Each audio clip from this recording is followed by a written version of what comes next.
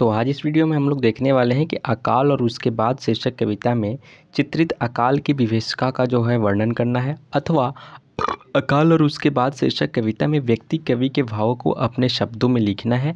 अकाल या फिर अथवा अकाल और उसके बाद शीर्षक कविता का जो भावार्थ है उसको अपने शब्दों में लिखें, या फिर कवि नागार्जुन की काव्य चेतना का स्वरूप को स्पष्ट कीजिए। ये सभी एक ही प्रश्न का यानी सेम ही प्रश्न है, सारे के आंसर इसी में आपको मिल जाएगा। तो ये अकाल और उसके बाद जो शीर्षक कविता है ये नागार्जुन जी लिखे हैं और बहुत ही अच्छा है, और इसे पढ़िएगा अगर आप अपने पाठ्य पुस्तक भाषा दर्शन में तो आपको काफ़ी अच्छा लगेगा। तो चलिए हम लोग जो है इसे स्टार्ट करते हैं। मैं थोड़ा सा इसे ऊपर कर लेता हूँ और यहाँ से स्टार्ट करता हूँ, ठीक है। ये तो काफ़ी लंबा थोड़ी हो सकती है क्योंकि यहाँ पे भावार्थ भी इसको स्पष्ट करना है। ये साइंस आर्ट्स कॉमर्स तीनों के लिए बहुत ही अच्छा है। तो चलिए इसका उत्तर हम लोग देखते हैं। प्रकृतिवादी कवि नागार्जुन की कविता अकाल और उसके बाद में अकाल का दर्दनाक चित्र उपस्थित हुआ है। आपको बता दें कि जो कविता कब का है, जब भारत में अकाल हुआ था, और अकाल के बाद जब भारत की स्थिति बिगड़ी थी तब उस समय इंदिरा गांधी की सरकार थी और इंदिरा गांधी ने इमरजेंसी घोषित कर दी थी। एक तो अकाल था और ऊपर से इमरजेंसी भी लागू हो गया था। भारत के गरीब गाँव के घरों में कई महीनों तक जो है लगभग एक दो दो महीने तक चूल्हा भी नहीं जला था। ऐसी स्थिति भारत में उस समय आ गई थी। तो उसी के बारे में उसी समय ये कविता नागार्जुन ने लिखा हुआ था। तो चलिए उसी के बारे में हम लोग अब इसका भावार्थ करते हैं। आलोच्य कविता बंगाल के अकाल पर आधारित है। मुख्यतः जो अकाल पड़ा था वो कहाँ पड़ा था? बंगाल में ज़्यादा अकाल पड़ा था, बंगाल के अकाल पर आधारित है। अंग्रेजी कुशासन के अभिशाप के रूप में भारत को बंगाल का ऐतिहासिक अकाल मिला था। बंगाल का वह अकाल अत्यंत भयावह और दारुण था। आपको बता दें कि जब अंग्रेज आए थे तो बंगाल और बिहार के खेतों में ही वो नील की खेती करते थे, और नील की खेती करने के बाद वो जो भूमि होती थी वो बंजर हो जाती थी। जब वो भूमि बंजर हो जाती थी तो वहाँ पे फसल उगना काफ़ी मुश्किल होते थे, जिसके कारण अकाल आ गया था। चावल गेहूँ की कमी हो गई थी। बंगाल और बिहार और उड़ीसा के आसपास के क्षेत्रों में ऐसा हुआ था। तो उसी के बारे में इस कविता में पूरा दिखाया गया है। बंगाल का जो वो अकाल था वो अत्यंत भयावह व दारुण था। उस ऐतिहासिक अकाल में बंगाल में त्राही त्राही मची हुई थी। आपको बता दें उस समय का जो बंगाल था उस समय बिहार, उड़ीसा, झारखंड ये सारा एक ही में आता था। उस समय बंटवारा नहीं हुआ था, बंगाल इसी में था, ठीक है। अंग्रेजी हुकूमत तक का बात हम लोग कर रहे हैं, इसमें मची हुई थी। लोग दाने दाने को मोहताज थे। आला वृद्ध विनीत अभाव के तड़प रहे थे। जो बालक थे या फिर जो वृद्ध थे वो जो थे वो बनीता अभाव के भाव में तड़प रहे थे। अकाल और उस पे महामारी की मार मानो मृत्यु का तांडव हो रहा था। अकाल किसी को नहीं छोड़ता। ऐसे समय में अन्न का अभाव गरीबों के पेट में ही आग नहीं लगाता, बल्कि मध्यवर्गीय परिवार भी इस ज्वाला में भस्मित हो जाते हैं।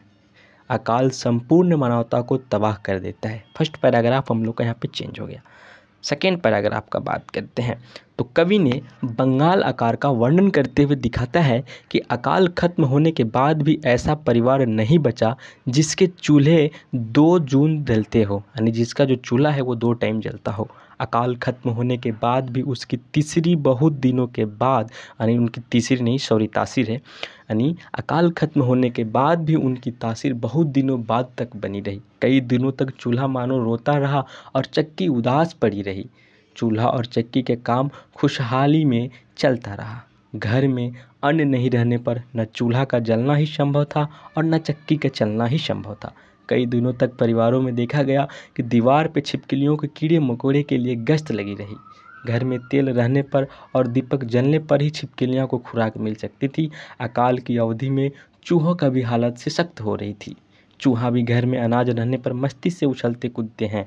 बहुत लंबे दिनों के अकाल के बाद जब फाके टूटे तो आंगन से धुआं उठने लगा, अर्थात जो घरों में है वो घरों से धुआं उठने लगी। दाने आए और चूल्हे जले। इसके पूर्व चूल्हों की उदासी देखकर मकड़ियों ने उसके मुंह पर जाल लगा दिया था। आपको पता है कि जो भी चीज़ जो है बहुत दिन से हम लोग उपयोग नहीं करते हैं, यूज नहीं करते हैं, तो वहाँ पे जो कीड़े मकोड़े जो मकड़ियाँ होती है वो जो क्या करती है उस पर जाल लगा देती है। वो जाल उनके लार से बनता है तो वहाँ पे वो जाल लगा देती है।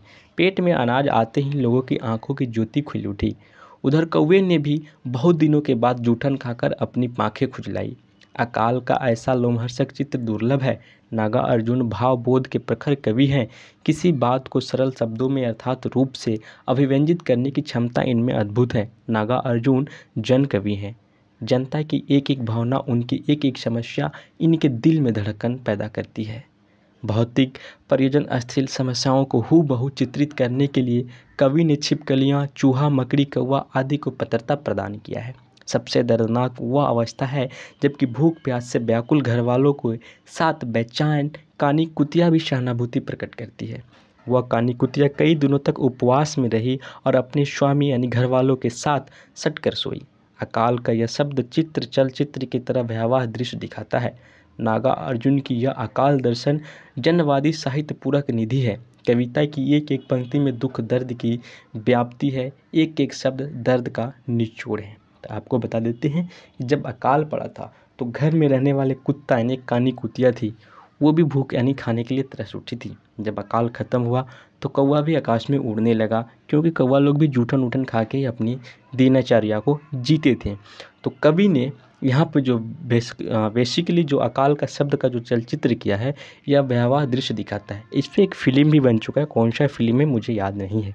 नागा अर्जुन की यह अकाल दर्शन जनवादी साहित्य की पूरक निधि है।